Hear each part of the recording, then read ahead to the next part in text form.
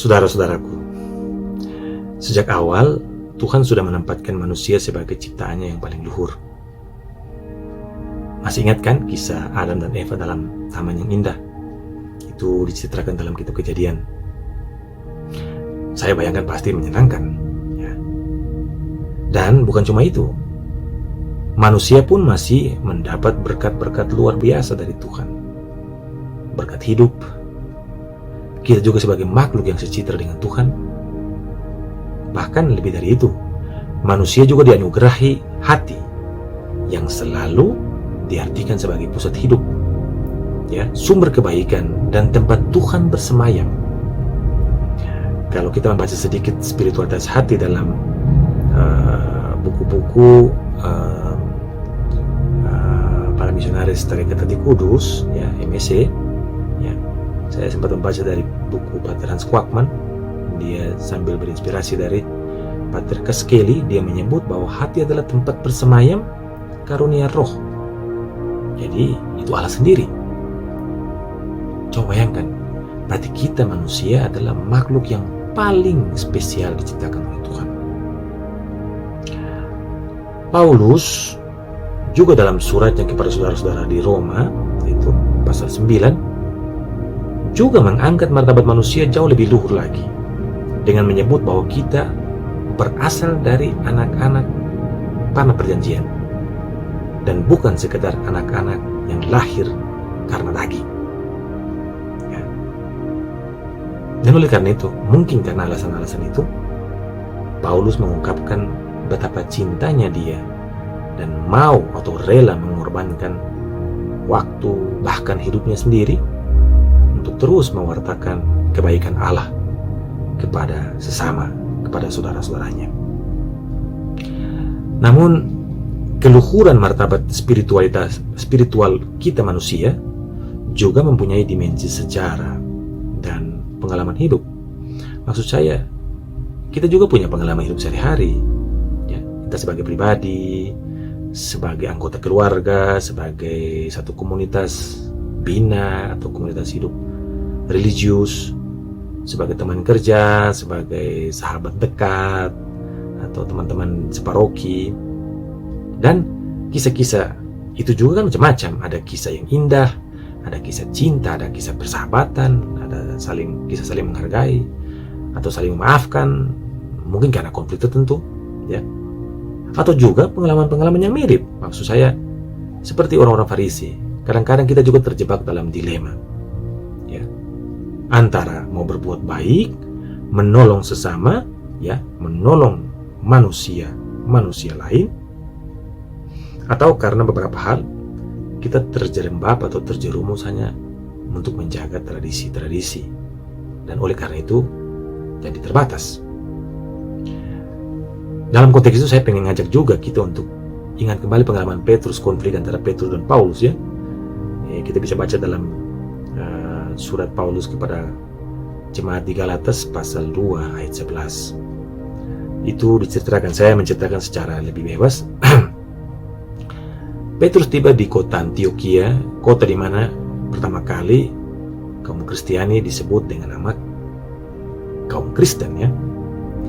Dan Petrus pada awalnya santai aja, dia makan sama-sama dengan semua orang, ya.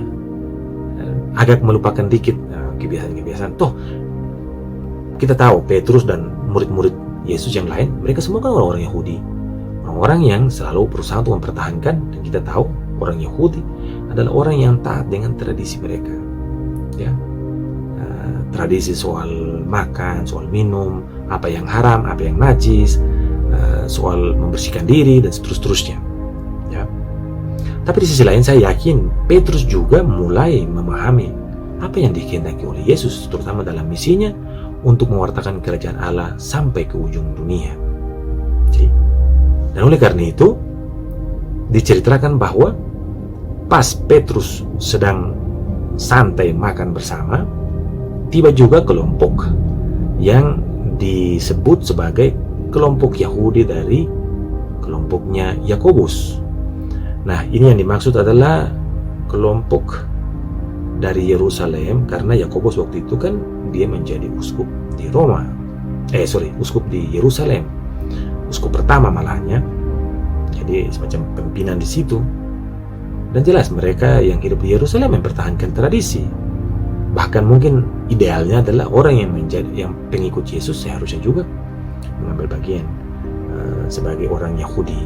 Dan ingat, ada konflik soal sunat dan tidak sunat atau lain-lain yang sempat muncul.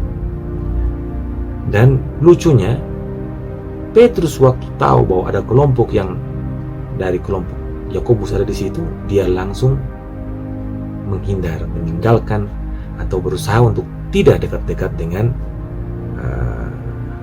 kelompok yang sebelumnya dia sudah sama-sama. Kisah ini kemudian dikritik dengan keras oleh Paulus supaya Petrus tidak perlu munafik, ya, ataupun berada dalam dilema demikian. Jadi saya hanya menggambarkan bahwa Petrus juga mengalami dilema yang sama. Tetapi pertanyaannya, sebenarnya di sini apa yang perlu kita dahulukan? Ya, atau apa yang paling esensial? Saya dari awal sudah sebut, manusia adalah ciptaan yang paling luhur. Dan saya pikir itulah misi utama Yesus. Mau menyelamatkan manusia, menempatkan kembali manusia sebagai anak-anak Allah. Dan oleh karena manusia, kita mau berjuang untuk belajar saling menghargai, saling mencintai, saling berbagi. Walaupun kadang-kadang ya tetap ada konflik. Ya, belajar untuk saling memaafkan. Bahkan kita dengar hari-hari ini dalam Injil yang kita dengar, Yesus mengajak supaya kita juga mencintai musuh-musuh kita. Dan mungkin karena itu dan beberapa poin yang sudah saya sebut, saya menyimpulkan dalam beberapa hal pendek yang saya harap semoga membantu Anda semua dalam berefleksi. Pertama, Yesus ngajarin kita bahwa berbuat baik dengan sesama itu sangat luhur. Jadi ya, berbuat baik itu sesuatu yang luhur.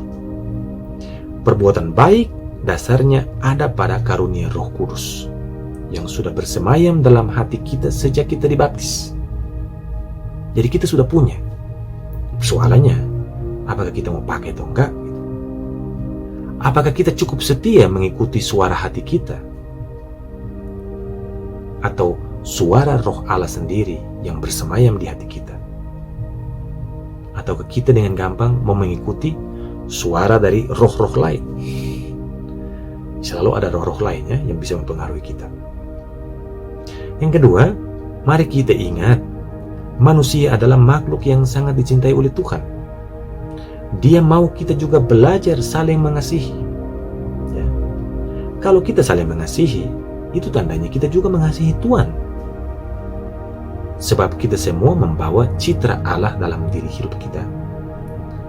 Kalau kita ngomong jelek pada sesama, tidak bisa memaafkan sesama, itu sama saja kita juga ngomong jelek pada Tuhan dan gak mau memaafkan Tuhan. Nomor 3, di Indonesia hari-hari ini ada banyak kejadian yang sudah melecehkan sesama dan serentak melecehkan Tuhan. Saya sebut begitu. Misalnya ada yang mulai mengklasifikasikan, oh orang demikian bisa masuk surga, orang ini enggak. Ya. Atau juga ada yang coba mendeskripsikan seperti apa itu surga. Atau juga soal diskriminasi dalam ajaran agama tertentu dan menganggap kelompok ini atau kelompok sanalah yang paling benar, yang berada pada ajaran yang tepat, atau bahkan mempersoalkan soal najis, kafir, tak layak dan seterusnya.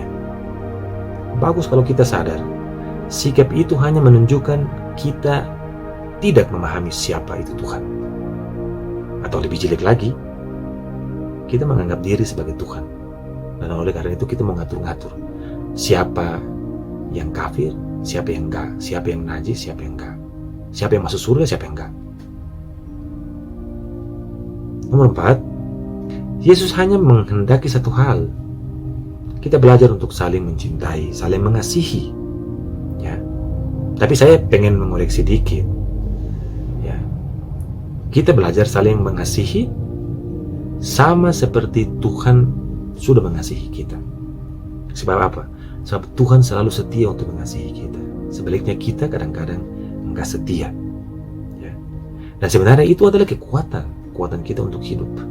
Terutama berhadapan dengan krisis, pas jatuh dalam masalah, atau kadang-kadang malah kehilangan arah dalam hidup dan lain-lain. Sebenarnya cinta dan kasih itu pasti akan sangat membantu dan memberikan kita kekuatan untuk bangkit dan maju. Terakhir, saya ajak Anda juga untuk ingat, Tuhan sudah bersemayam dalam hati kita. Artinya, kita manusia diangkat menjadi ciptaannya yang luhur karena Tuhan ada dalam diri kita. Dan Dia akan menunjukkan jalan yang baik kalau kita mau mendengar suara hati kita. Saya membaca beberapa buku dan menemukan ungkapan ini. Ya, harap moga membantu Anda. Hati tak perlu memilih. Ia tahu kemana harus berlabuh. Dan ia tahu apa yang harus dia buat. Mari kita berefleksi dan semoga kita bisa menentukan berjalan bersama dengan Yesus, bisa membedakan juga antara apa itu tradisi, apa itu kebiasaan tertentu, dan apa itu iman. Nilai-nilai yang membantu kita untuk hidup lebih baik. Terima kasih.